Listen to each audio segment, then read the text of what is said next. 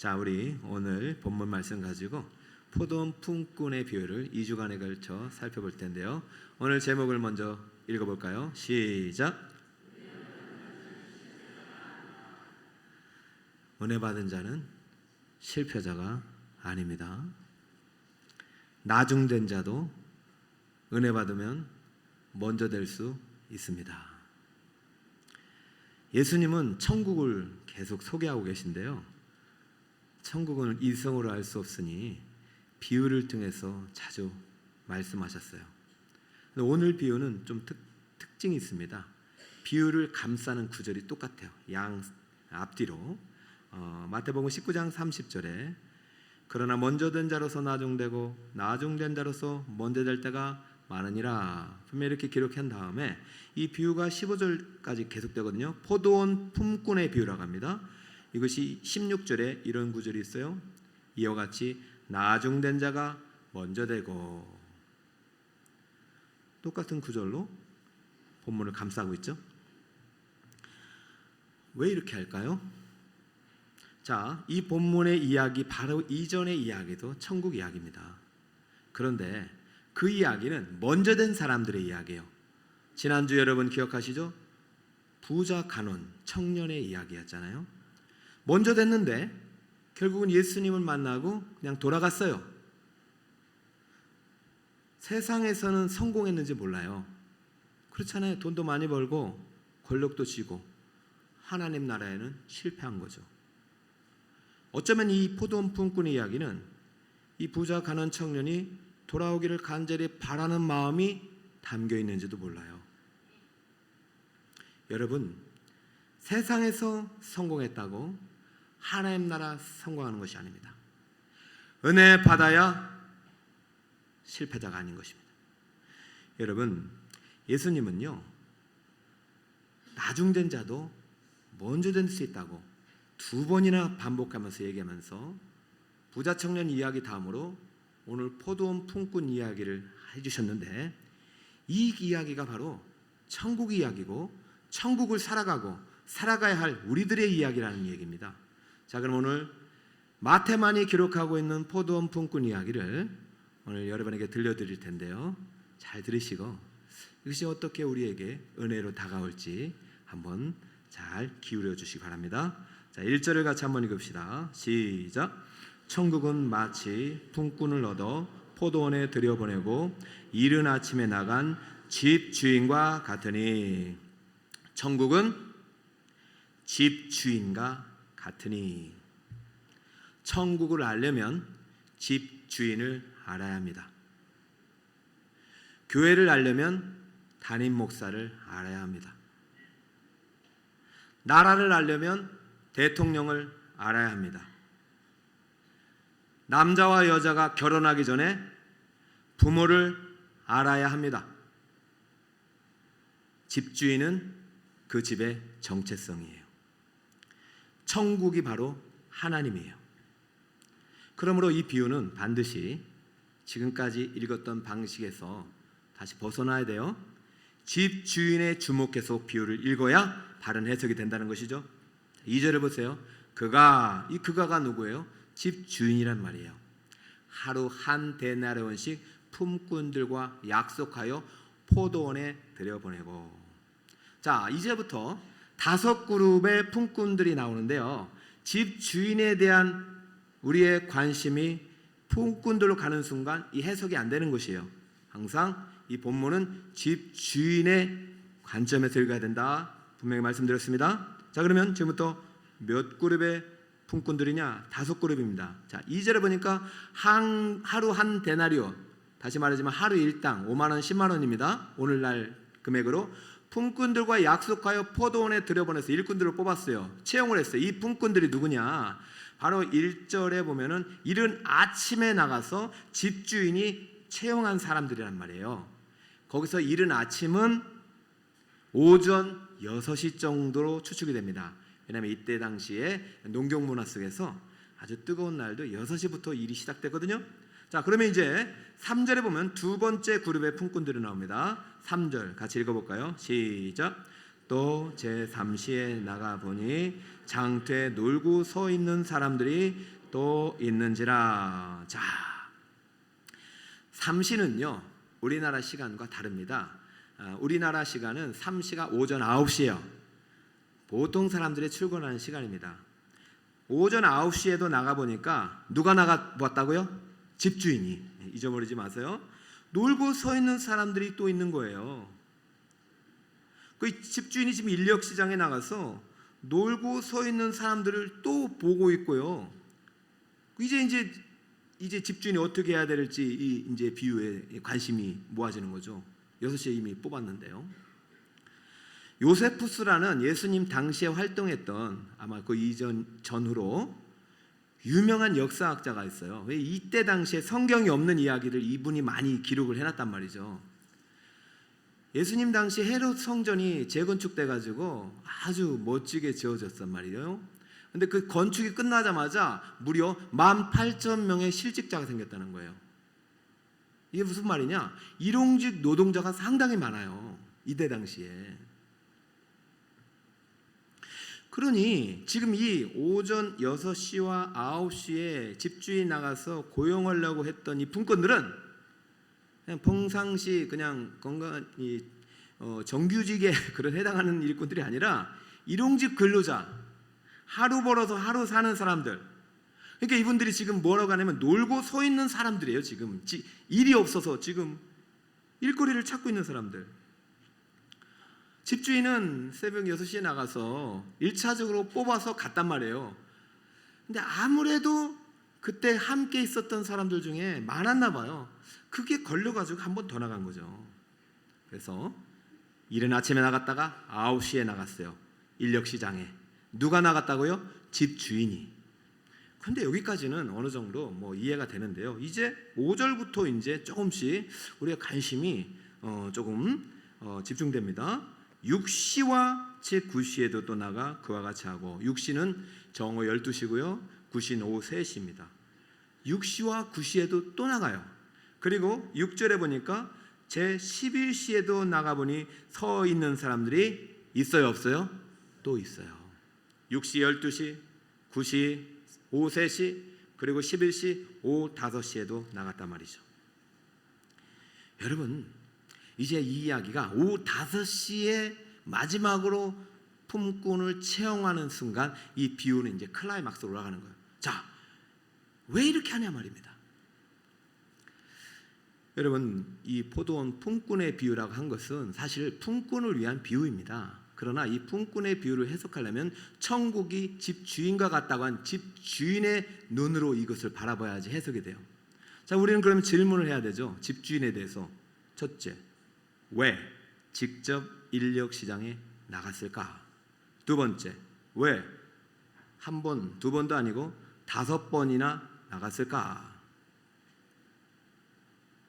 질문해 보셨나요?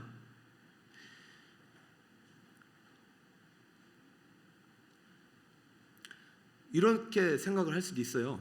포도원에 너무 잘 돼가지고 인력이 모자라요. 그러니까 그 주인이 일찍 가가지고 많은 사람들을 뽑아왔을다라고 생각을 할 수 있어요. 5번이나. 그리고 왜 직접 주인이 갔느냐? 여러분 똑똑한 사람은요 집 주인이 잘 봐요. 삼성그룹이 왜 이렇게 성장했습니까? 그 인재 경영 아닙니까? 이병철 회장은요 직접 면접을 봤어요. 엘리트를 뽑았다고요. 그 집주인의 입장에서 내가 직접 가서 훌륭한 사람을 뽑아오겠다, 우리 포도원에 아주 합당한 일꾼을 뽑아오겠다는 마음으로 직접 갈 수도 있었고, 그만큼 또 일꾼들이 부족했기 때문에 5번이나 갈 수 있었다고 생각을 할 수 있습니다. 그러네요. 그것은 품꾼들의 입장에서 생각하는 것이고, 자, 집주인의 태도에서 한번 봅시다. 3절을 한번 보세요. 3절. 자, 왜 집주인이 직접 5번이나 갔을까? 또 제3시에 나가보니 장터에 누가 보입니까? 놀고 서 있는 사람들이 또 있는지라. 자, 주목하세요. 해석이 돼야지 은혜가 오는 것이에요. 또가 2번이나 했어요. 자, 3시라면 9시예요. 그러면 오전 6시에 나가서 뽑은 사람들도 아주 엘리트들이 아니라 놀고 있었던 사람들인데 그 중에 일부를 뽑아서 이미 갔단 말이에요. 우리 그 포도원에 충분히 놀고 있는 사람들. 여러분 지금 공급이 훨씬 많은 거예요. 그런데 주인 입장에서 그때 뽑히지 않은 사람들, 만약에 일거리 없어서 일용직 근로자인데 집에 빈손으로 갈 사람들이 마음에 걸리는 거죠. 그래서 나가보니 놀고 서 있는 사람들이 또 있는 거죠. 그러니까 6시에서도 정말로 뭐 탁월하게 뽑은 게 아니라 놀고 있는 사람들 중에서 이 사람들이 일거리 주려고 주인이 어느 정도 손해를 감수하면서 뽑은 것이고, 9시에 나간 것은 그때 못 뽑힌 사람들이 마음에 걸려서 또 나간 것입니다. 새벽 6시에서도 놀고 있는 사람들, 9시도 놀고 있는 사람들이에요. 그런데 이게 웬일입니까? 2번 정도면 선을 베푼 거잖아요. 6절 보세요. 자, 제 11시에도 나가보니 서 있는 사람들이 또 있어요, 없어요? 있는지라. 지금 또 로또가 아닙니다. 또 너희는 어찌하여 종일토록 놀고 여기 서 있느냐. 여러분 이제 비유가 좀 드러놓을까요? 지금 어떤 상황입니까? 집주인이 포도원에 어떤 그 포도원 수확철에 이미 이 집주인은 일꾼들이 많아요. 근데 소식이 들려요. 지금 일거리가 없어서 많은 사람들이 허덕이는 이러한 기근의 시대다. 그러니까 사실 그런 마음이 생긴 거죠. 뭐 밑에 사람 보내봤자 안 될 것 같아서 자기가 직접 가서 상황을 보니 이게 말이 아닌 거예요. 보니까 종일토록 놀고 서 있는 사람들이 6시도 있고 9시도 있고 12시에 있고 3시도 있고 그리고 오후 몇 시에도 있었다? 총 몇 번? 마지막에 온 사람 이야기를 들어보세요. 니들 왜 여기서 놀고 있니? 했더니 이르되 7절 우리를 품꾼으로 쓰는 이가 없음이니이다. 경제 상황이 좋은 거예요? 나쁜 거예요? 나쁜 거예요. 그러면 아침부터 저녁 오후 5시까지 5번에 걸쳐 채용된 이 사람들은 모두 이 사람들의 실력이나 이 사람들의 스펙으로 들어온 것이 아니라 오직 누구의 은혜로 들어왔습니까? 집주인의 은혜로 들어온 것이죠. 집주인의 관점에서 이 사람들은 다 나중된 자였죠. 세상적으로 보면 일거리가 없는 실패자들이었죠. 실직자들이었죠. 그러나 집주인의 은혜로 포도원에 들어온 것이죠. 만약에 집주인이 가서 이들을 뽑지 않았다면 빈손으로 집으로 돌아가야 될 그 시대의 가장들과 청년들을 긍휼히 여기는 마음이 바로 5번이나 직접 집주인이 나가게 했던 것이죠. 실력이 아니에요. 일꾼이 부족해서가 아니에요. 오직 은혜로 포도원에 들어간 것입니다. 그러므로 이 포도원 일꾼들은 모두가 다 은혜 받은 자입니다. 믿으십니까? 자, 이게 우리에게 가져와 볼까요? 여러분 은혜 받은 자입니까? 여러분 몇 시에 왔습니까?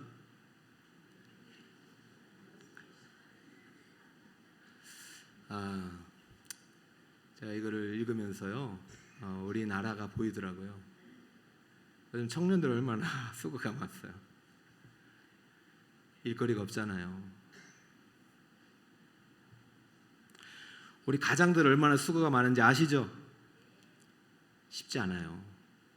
제 동기 전화했더니 벌써 퇴직을 준비하더라고요.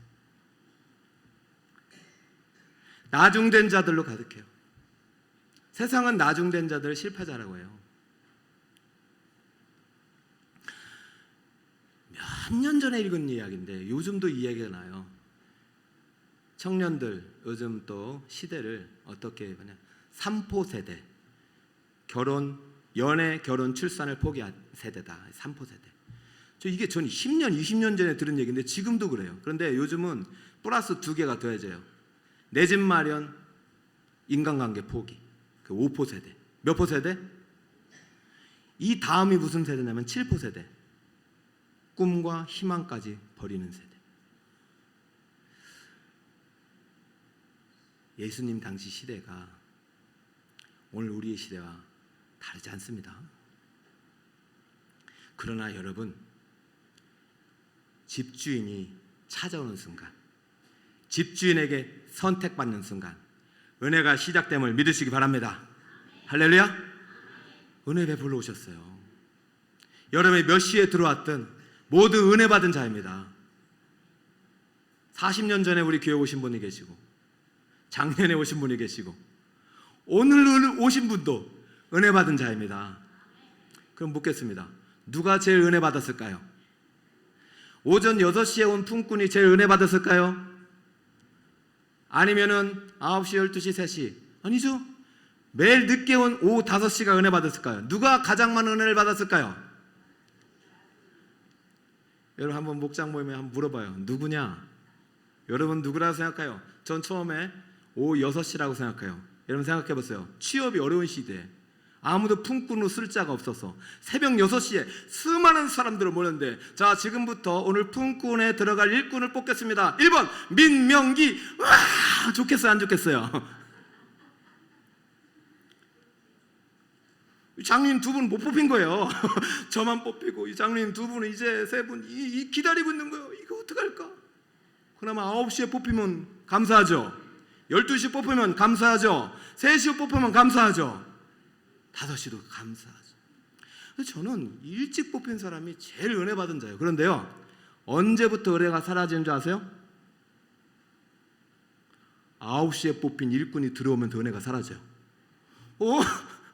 나만 뽑힌 줄 알았는데 쟤도 뽑혔네.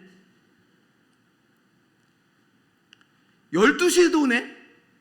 더 열받는 게 뭔지 알아요? 아니 6시면 이제 문 닫아요. 5시에도 오네. 괜히 일찍 왔네. 여러분, 은혜가요, 비교되는 순간, 공로가 되는 순간 사라집니다. 여러분, 은혜 받는 자는 결코 몇 시에 들어와도 실패자가 아닙니다. 아니, 먼저 들어온 사람에게 제일 은혜 받는 거 아닙니까? 제일 먼저 뽑혔다는 이 자부심이 있지 않습니까? 근데 비교가 되는 순간 은혜가 사라져요. 그런데요, 또 이런 관점일 수 있어요. 오후 5시가 가장 은혜 받은 사람입니다. 안 그렇겠습니까? 아니 이제 1시간 남았어요. 인력시장 문이 닫혀요. 오후 5시면 6시에 끝나니까.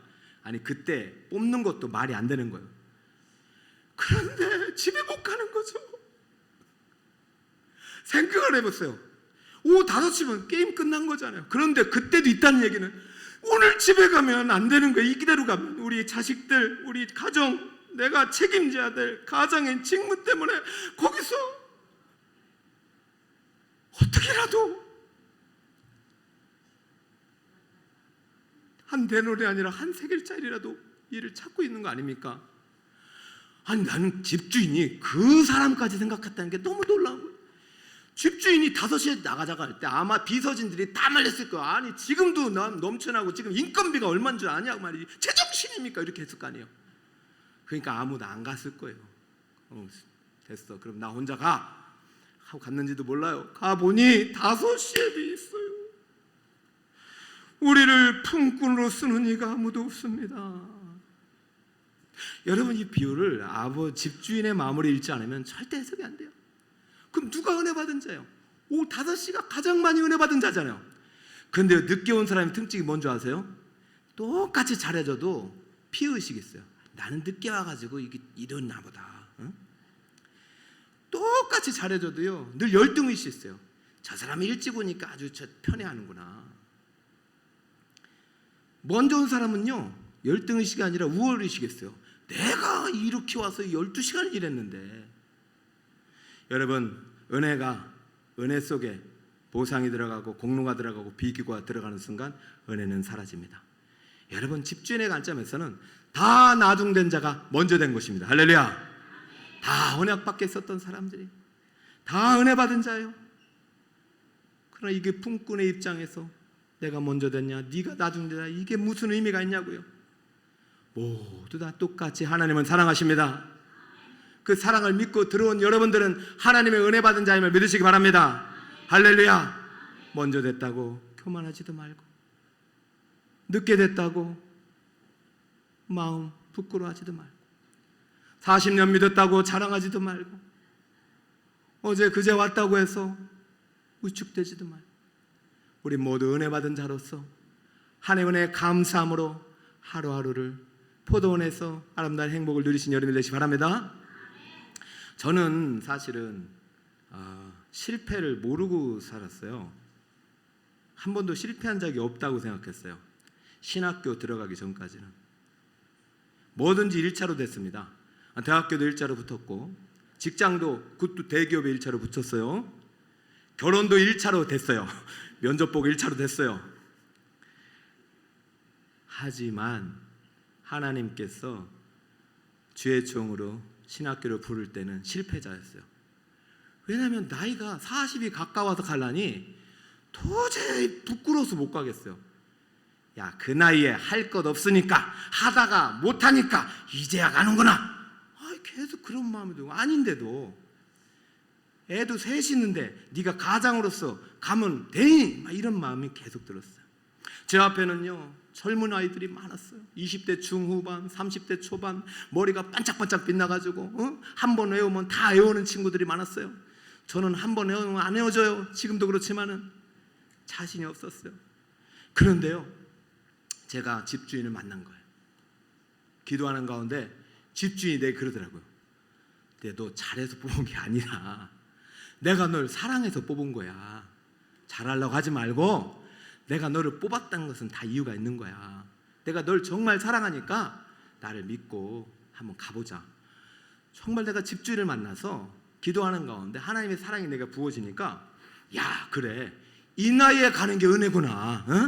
이 나이에도 불러준 게 은혜구나. 제가 뒤에서요 한 20% 30% 출발이 늦었지만은요, 은혜 받은 자가 되니까 그 은혜 감사할 마음을 하다 보니, 공부하다 보니까 제가 졸업할 때는요 상위 1%로 졸업하게 되었습니다. 할렐루야.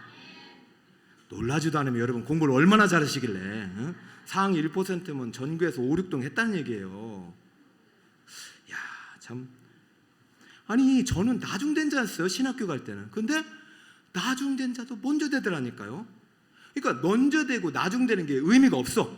모두 다 은혜 받은 자다. 할렐루야. 나중된 자도 은혜 받은 것이고 먼저 된 자도 은혜 받은 것이에요. 은혜 속에 살 때 은혜가 되는 거지, 은혜 속에 살지 않고 공로와 실력으로 내 보상으로 비교가 시작되면 은혜가 다 사라지는 거예요. 직분도 마찬가지요. 직분 받을 때는요, 내가 이 나이 주님이 주시다니, 나 같은 죄인에게 주시다니, 시간이 지나면 내가 몇 시간 됐네 나에게 이런 대접을 하니, 이렇게 된다고요. 여러분, 그러지 맙시다. 은혜 받은 자는 절대로 실패자가 아닙니다. 어떤 모습으로 몇 시에 들어왔던 하나님은 똑같이 사랑하십니다.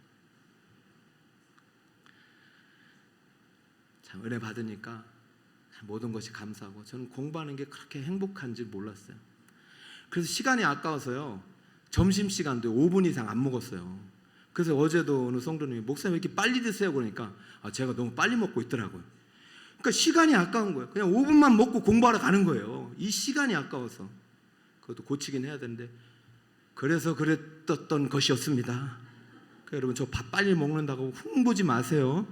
다 열심히 그냥 은혜 받은 자로 살다 보니까 조금씩 줄어들고 있어요.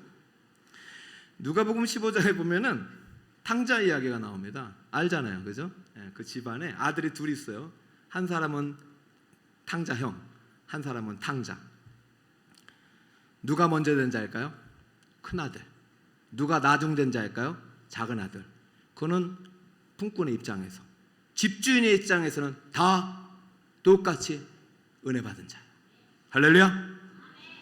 그런데 둘이서 비교하는 거, 누가 먼저냐, 이게 우리 요즘 세상이에요. 그러면 네가 성공이냐 실패냐 서로 둘이서 싸우고 있는 거예요.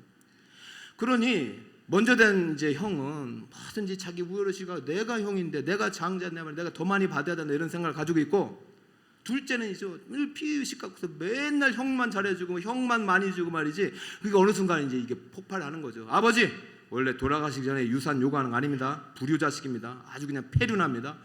재산 주쇼. 반 뚝 잘라서 도망가 버립니다. 여러분, 이게 은혜 받은 자입니까? 아버지가 그렇게 사랑으로, 그게 은혜 받은 자입니까? 나갔더니 이제 깨닫는 거예요. 아하, 은혜였구나. 모든 것이 은혜였구나. 아버지 집에서 살 때는 먹는 것도 내고 입는 것도 내고 자는 것도 내는데, 이제는 먹을 것이 없어서 돼지 취업 열매 먹고 잘 곳이 없어서 이웃 양우리에서 자는구나. 모든 것이 은혜였구나. 이제 어찌하나 돌아가야 되는데 어찌하나 이때라도 돌아와야 되는 거예요. 이때라도 돌아와야 되는 거예요. 여러분, 몇 시에 오느냐가 중요한 거 아니에요. 빨리 돌아오는 거예요. 빨리 돌아오면 더 은혜가 넘치는 거예요. 어서 돌아오. 아버지는요, 문 밖에서 계속 이 노래 부르고 있어요. 이것이 공기를 따라 전달됐는지 그 탕자에게 들려주고 아버지에 가서 차라리 아버지 집에 종이 낫겠다서 아버지 앞에 무릎을 꿇습니다. 아버지, 저를 종으로 삼아 주시옵소서. 저는 나중된 자요, 저는 실패자요, 죄인입니다. 아들이라 일컬음을 합당치 못합니다. 그때 아버지가 어떻게 했습니까? 무슨 소리냐? 죽었던 내 아들이 돌아왔다. 얘들아, 당장 내 아들의 옷을 벗겨 새 옷을 입히고 세마포를 입히고 당장 살찐 소를 잡아 잔치를 벌이거라. 이것이 다 오늘 행복한 날이구나. 할렐루야. 오늘 아마 새가족 한 분이 오신 거, 물론 신앙생활 하다 오셨지만 하늘나라 지금 잔치가 벌어져요. 우리 새가족 이 만찬은요, 잔치를 할 거예요. 7월 마지막 주 새가족 만찬이 있습니다. 잔치를 할 거예요. 여러분, 얼마나 아버지가 기뻐한지 몰라. 자, 보세요. 아버지가 왜 기뻐합니까? 뭐 돈을 벌어서 와서 기뻐합니까? 재산을 다시 가져와서 기뻐합니까? 오직 내 아들, 죽었던 내 아들이 살아온 것만으로도 기쁜 것입니다. 할렐루야. 이 은혜를 받은 탕자가 앞으로 어떻게 살았을까요?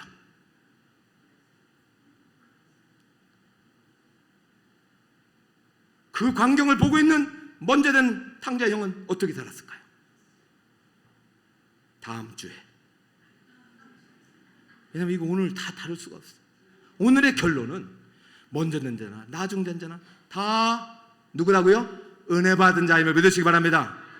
여기 새가족도 계시고 옛날 오랫동안 계신 기둥 같은 분도 다 은혜 받은 자예요. 먼저 된 자라고 뭘 의식하지 마시고, 나중된 자라도 열등과 피의식하지 마시고, 이제라도 주님의 자녀 되었으니 주님 나라 위에서 내가 은혜 받은 자로 살아가리라 다짐 결심한다면 여러분의 삶은 아름다운 행복의 삶이 될 줄 믿습니다. 상반기를 이제 결산하면서 여러 가지 있겠지만 여러분은 어떤 생각이 드나요? 상반기 나는 성공한 사람입니까? 실패한 사람입니까? 나는 먼저 된 자입니까? 나중된 자입니까? 아직도 취업을 못했거나 아직도 결혼이 늦어지거나 승진이 안 됐다고 해서 여러분이 절대로 실패자가 아님을 믿으시기 바랍니다. 하나님의 은혜 속으로 들어온 순간 우리는 실패자가 아닙니다. 이제는 아버지의 보호 안에서 아버지의 돌보심 속에서 살아가는 은혜 받은 자임을 절대로 잊지 마시기 바랍니다. 결론을 맺읍시다. 은혜 받은 자는 실패자가 아닙니다. 나중된 자도 은혜 받으면 먼저 될 수 있습니다. 그러나 우리는 모두 나중된 자였음을 잊지 마시기 바랍니다. 우리는 모두 은혜가 필요한 품꾼들이었잖아요. 아무도 품꾼으로 쓰는 자가 없나이다. 지금도 아버지께서는 찾아오셨어요. 여러분에게 은혜 베풀어 오셨어요. 여러분, 어떤 모습이라도 우리 주님 품에 안기세요. 믿으세요. 원래 은혜 베푸시고 나를 공급해 주시고 나를 먼저 되게 하실 그분을 믿으세요. 그 믿음이 여러분의 하반기 삶이 더 풍성해질 것입니다. 다음 주 맥주 감사 올 때 상반기에 여러분의 모습으로 오지 마시고 나를 나대 계신 하나님의 은혜 감사를 담아서 오세요. 기도에 담아서 오세요. 다음 주 맥주 감사 주일이 그 어느 때보다도 풍성한 감사의 절기가 되시기를 예수님의 이름으로 축원드립니다.